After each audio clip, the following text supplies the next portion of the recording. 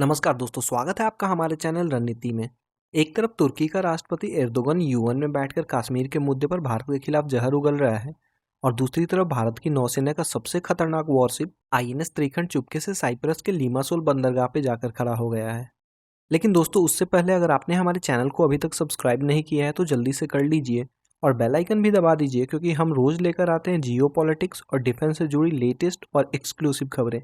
दोस्तों, भारत ने 7 मई 2025 को ऑपरेशन सिंदूर शुरू किया था, जिसमें पाकिस्तान के 9 आतंकी ठिकाने को निशाना बनाकर हवाई हमले किए गए थे और उसके बाद से ही तुर्की भारत के खिलाफ बयानबाजी कर रहा है। तुर्की के विदेश मंत्रालय ने हाल ही में एक बयान जारी करके भारत पर पाकिस्तान और उसके नागरिकों के खिलाफ उकसाने वाले कदम उठाने का आरोप लगाया था। लेकिन असल में जो हुआ है वो और भी चौंकाने वाला है। दरअसल ऑपरेशन सिंदूर के दौरान तुर्की ने सिर्फ बयानबाजी नहीं की थी दोस्तों, बल्कि सीधे पाकिस्तान का साथ दिया था। उसने अपना एडवांस वॉरशिप टीसीजी बुयुकाडा कराची बंदरगाह पर भेजा था और यह कोई कोइंसिडेंस नहीं था कि यह शिप ठीक उसी समय पहुंचा था जब भारत और पाकिस्तान के बीच टेंशन बढ़ी थी। इससे भी खतरनाक बात यह है कि तुर्की ने पाकिस्तान को 350 से ज़्यादा ड्रोन सप्लाई किए थे, जिसमें बैरक्टर TB2 और एसिस गार्ड सोनगर जैसे डेडली ड्रोन शामिल हैं। वो अलग बात है कि भारत की multi layered air defence system ने उन सबको पटाखों की जैसे फोड़ दिया था। दोस्तों, यहाँ तक कि तुर्की के मिलिट्री ऑपरेटिव्स भी पाकिस्तान के डिप्लॉयमेंट में शामिल हुए थे और ड्रोन वॉरफेयर टैक्टिक्स में पाकिस्तान की मदद की थी। अब तुर्की के राष्ट्रपति एर्दोगन ने संयुक्त राष्ट्र सुरक्षा परिषद यानी यूएनएससी में बयान दिया है कि कश्मीर का मुद्दा संयुक्त राष्ट्र के प्रस्तावों के आधार पर हल किया जाना चाहिए, ताकि हमारे कश्मीरी भाइयों और बहनों के लिए बेहतर भविष्य सुनिश्चित हो सके। हम उम्मीद करते हैं कि यह बातचीत के जरिए संभव होगा। लेकिन दोस्तों, यह बयान सीधे सीधे भारत की संप्रभुता के खिलाफ है, क्योंकि कश्मीर पूरी तरह भारत का आंतरिक मामला है। भारत हमेशा साफ कह चुका है कि कश्मीर मुद्दा सिर्फ भारत और पाकिस्तान के बीच का द्विपक्षीय मुद्दा है। किसी तीसरे देश या संगठन का इसमें कोई दखल नहीं हो सकता। लेकिन उसके बाद अब भारत बैठा नहीं रहा और भारतीय नौसेना का सबसे advanced stealth frigate INS Trikhand Cyprus के लिमासोल बंदरगाह पहुंच गया है, जो सिर्फ एक रूटीन प्रोटोकॉल नहीं है। अब दोस्तों, यह कोई साधारण कदम नहीं है, बल्कि एक रणनीतिक चाल है। दरअसल साइप्रस तुर्की का सबसे बड़ा दुश्मन है और 1974 से ही तुर्की ने साइप्रस के उत्तरी हिस्से पर अवैध कब्जा करके रखा है।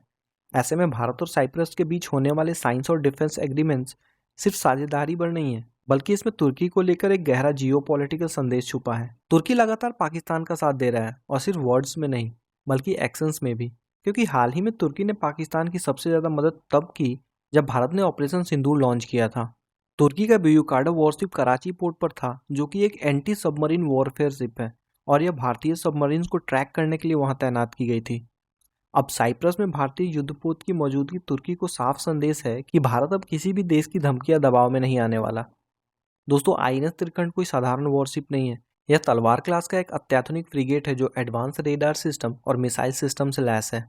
साइप्रस में आईएनएस त्रिखंड की मौजूदगी का मतलब यह है कि भारत अब मेडिटेरेनियन सी में भी अपनी उपस्थिति दर्ज कराना चाहता है और तुर्की को यह संदेश दे रहा है कि अगर तुम हमारे इंटरनल मैटर्स में दखल अंदाजी करोगे तो हम भी तुम्हारे बैकयार्ड में आकर खड़े हो सकते हैं।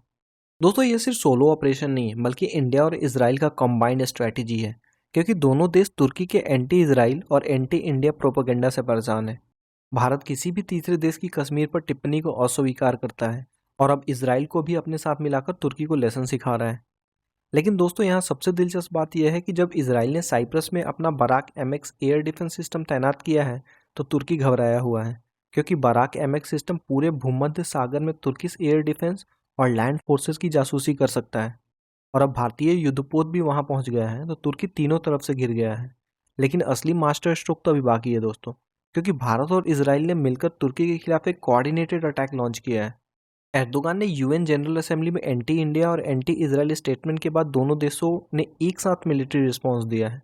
भारत ने साइप्रस को ब्रह्मोस मिसाइल और आकाश एयर डिफेंस सिस्टम ऑफर किए हैं, जो तुर्की के नॉर्दर्न साइप्रस ऑक्यूपेशन को डायरेक्टली काउंटर करने के लिए है। यह सिर्फ डिप्लोमेटिक मूव नहीं है, बल्कि तुर्की को क्लियर मैसेज है कि अगर तुम हमारे इंटरनल मैटर्स में इंटरफेयर करोगे तो हम तुम्हारे ऑक्युपाइड टेरिटरी में वेपन सप्लाई कर सकते हैं।